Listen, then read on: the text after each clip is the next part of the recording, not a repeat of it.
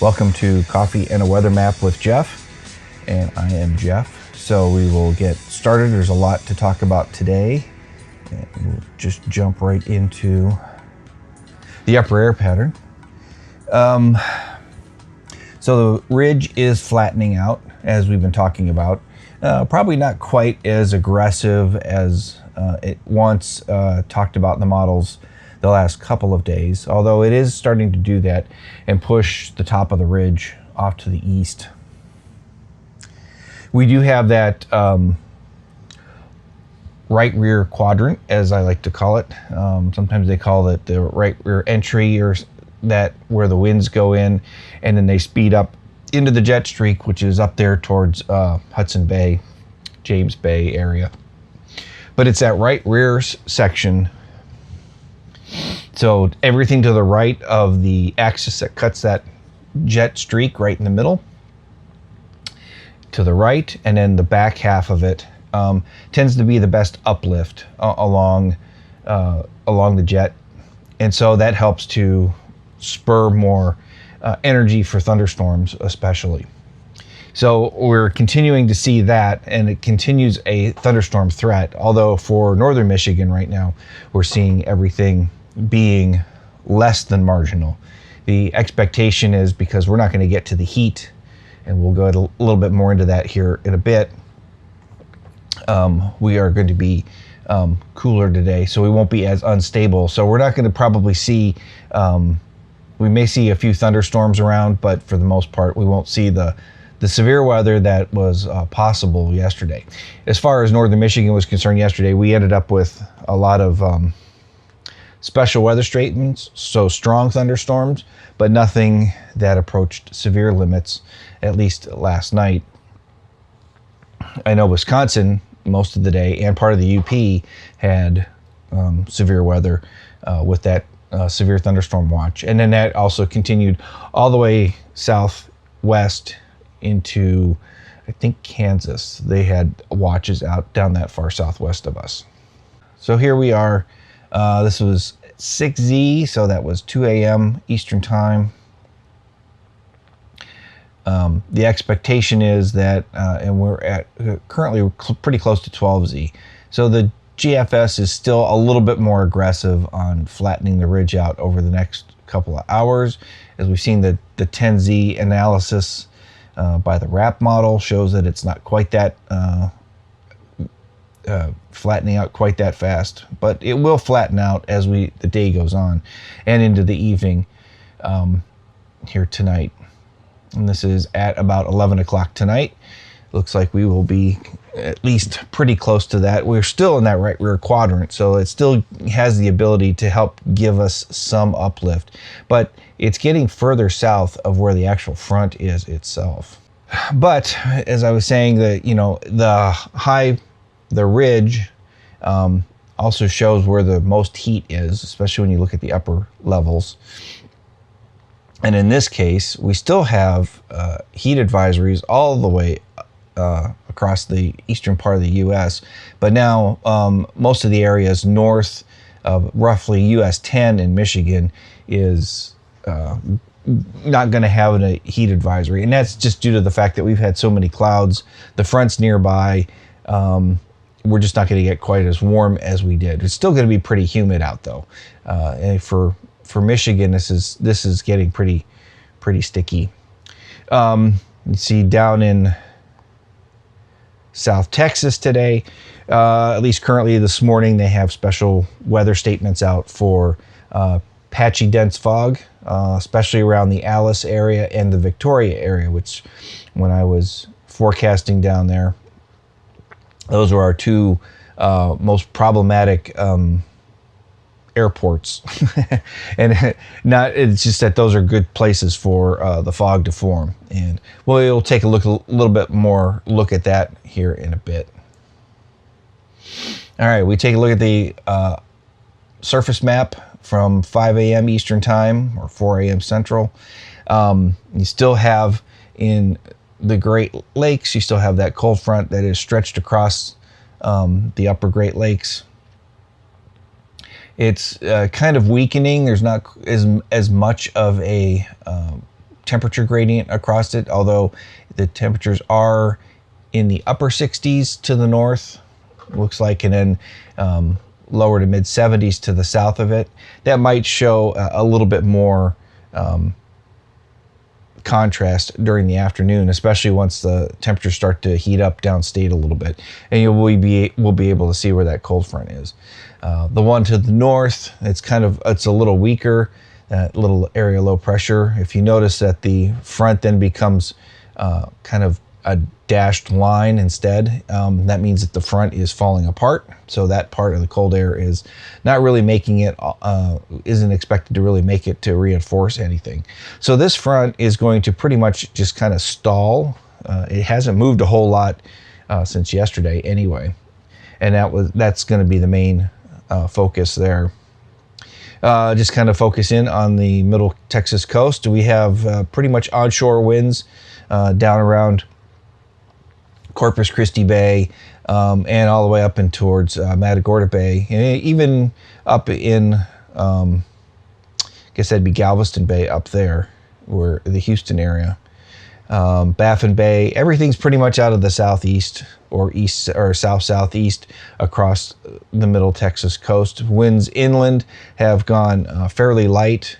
We're seeing just a few places with either a very light variable wind or a calm winds over the area.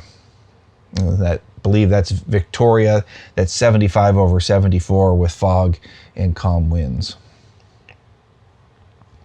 All right, so kind of give you an idea here with the latest satellite depiction. You can see the trough and where the cold front is based on where all the clouds are, and that trough of low pressure that cuts right across northern Michigan and eastern upper Michigan there, all the way down into Kansas, which then goes to a weak low center that's kind of then has a trough of low pressure according to the analysis. I forgot to talk about that in West Texas and New Mexico. And New Mexico will be under the gun here a little bit with excessive heavy rain, at least a moderate risk of approaching flash flood guidance. And let's go back. We'll just kind of take a look at, there it is. And let's go to the interactive chart. That gives us a little bit better way to be able to talk about it. We'll start in the Great Lakes first. There's the showers and thunderstorms expected for northern Michigan and maybe into the UP, although the front is expected to be a little bit further south by later on and become a little bit more stationary. A heavy rain or flash flooding is possible out in the rest of the Midwest and out into the Central Plains. And then we're a possibility of having at least a slight risk of severe weather going out into Wyoming and Colorado. As we go further south, then we also have the heavy rain flash flood possibilities where the moderate risk for heavy rain is. We'll take a look at that in a bit. Due to the trough that's around there and that low, that's all monsoonal moisture. So there is a monsoon that comes up into the desert Southwest in New Mexico, Arizona, Southern California. And it just depends on how those winds are aligned to where it goes. And for today, it's pretty much right up the center part of New Mexico.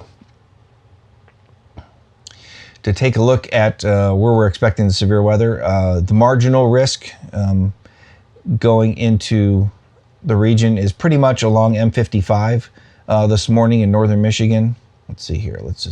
That's roughly about M55 in that particular area. We'll put the county warning areas on. Yeah, M55-ish.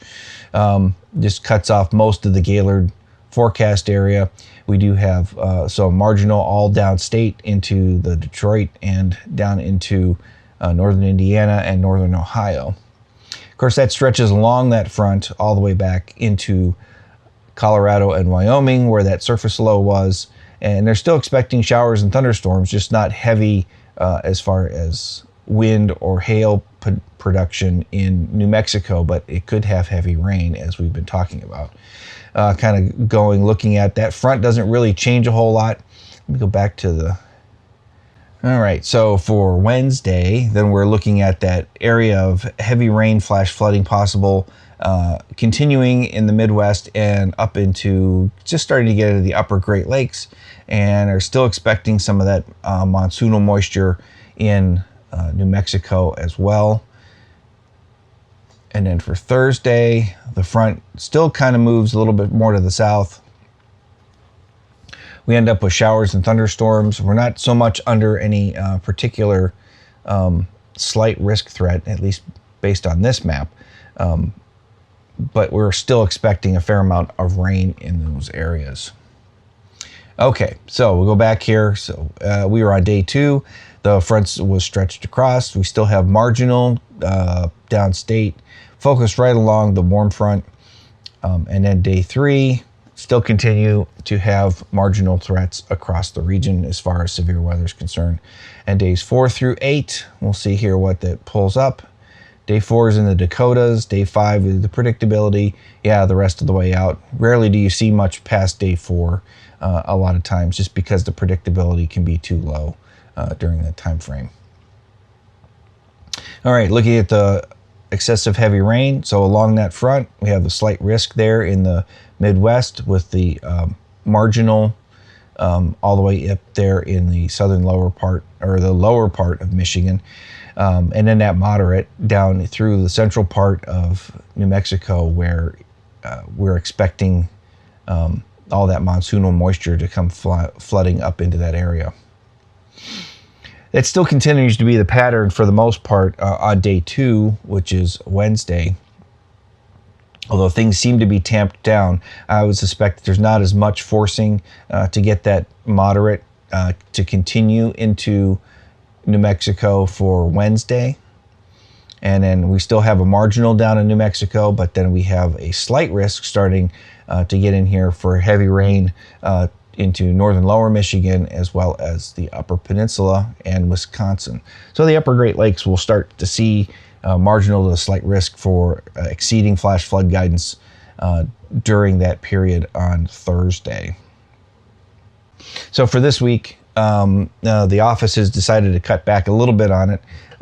Like I said, there is some chances for marginal or slight risk of heavy rain. That would be Thursday in Gaylord. Otherwise, their forecast area temperatures are a little bit lower. 68, which will probably be the UP, to about 85, which would probably be down the Gladwin area. That's just south of M55. That's still part of the forecast area. Wednesday, we're looking at 70s. And then temperatures lower to mid 70s and some upper 60s probably in the UP. Temperatures don't go a whole lot different on Friday or on Saturday, with still showers and thunderstorm chances. All right, as I mentioned before, there's areas of fog early this morning. This only goes out through for about another half an hour. Generally, that's about when the fog will start to clear out. And they're expecting scattered early showers and thunderstorms up in the Victoria area, Victoria Crossroads, with temperatures right around 90 degrees. Same sort of thing along the coastal bend down towards Corpus Christi, only it looks like more like scattered showers at that point. And of course, then we're getting close to 100 out in the Rio Grande Plains and the brush country.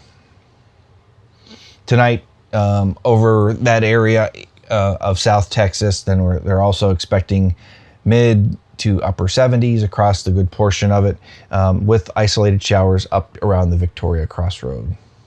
Beach cast, maybe not quite as good as the last couple of days, still highs in the upper 80s, southeast winds around 10, water temperatures are still in the upper 80s, and wave heights 2 to 3 feet with a low risk of rip currents. And one more place I wanted to show. All right, this is the one I wanted. There's the flood watch. Okay, nice. So Las Cruces, El Paso, that's where the flood watch is. Why are you being, there we go. Okay. So if you tap on these, they expand. So generally 1 to 2 inches of rain is expected out there. Las Cruces, Truth or Consequences, El Paso. The heaviest looks like it's up there towards Ruidoso, but not quite all the way out onto the plains where Roswell is. Alamogordo, which is on the other side of the Oregon Mountains, which is that run right in between Las Cruces and Alamogordo. Oops, we don't want to do that again. There we go. I gotta click outside the border. All right. As we had, that's what we're looking at, trout, fire, floods. Okay, so anyway, that's the main concern with going out there. All right, and we look at the 7-day graphical tropical weather outlook. This has been slowly slipping. Yesterday it was at 60%, or actually got to 70% in the morning, then 60% for the afternoon. Now it's at 50%. A lot of it, I think, has to do with the fact that it just was not in a real, it's in an okay spot, but it wasn't in a great spot. And we'll take a look at that here. It could still become a tropical depression or maybe even a storm here. It doesn't look like it really does have a whole lot as we take a look at the time on it is at 7:23. So it could a little bit later this morning. I guess there's a possibility of it getting to depression or storm status. This area in the middle is primarily where it's at. It does have good shear, which is low, at least in this point. But the problem is that it's getting into an area of higher shear, and you can kind of see it's starting to look a little bit disorganized. There is some convection along the north side, and specifically the northeast side, and it does have a closed circulation to a certain extent, but it just doesn't have all the winds and convection around it to really get it going. So that's where we're at right now. I pulled up, I had Tomer Berg's site. He had a couple of links on there, and I wanted to outline a couple of things on it. One is the sea surface temperatures. And our water temperatures now, as this thing continues to slide off to the northeast, and this is a concern, a concern that it wouldn't develop, that it would have a really hard time to, is that this green is everything that's below pretty much 80 degrees. So the water temperatures out in this area are below 80 degrees. That yellow area is where the 80-degree line starts. So, and everything back in there. So it's going out of the favorable water temperature areas, as well as then, it doesn't have a whole lot of convection associated with it. It's all off to the northeast. It really needs to have that convection all the way around it, despite the fact that it's got a little bit of turning in that whole thing. And just to kind of show, it's got the wind radii, and I'm assuming this looks like it's for tropical storm force winds. It's only in that southeastern quadrant of the disturbance currently where we can get any winds that are approaching tropical storm force, which is 34 knots. So with that, quick roundup. Today in northern Michigan won't be quite as hot. Still will be a bit on the humid side. Wednesday and Thursday will definitely be cooler. We do seem to have a warm up for Friday and Saturday, but still have chances for showers and thunderstorms off and on through the week. And for the Corpus Christi, South Texas area, we do start off with a lot of those patchy fog there in the brush country, as well as then up near Victoria. Otherwise, today, sunny to partly cloudy, chance of showers and thunderstorms here in the morning, or at least scattered along the coastal bend. And with that, have a good afternoon.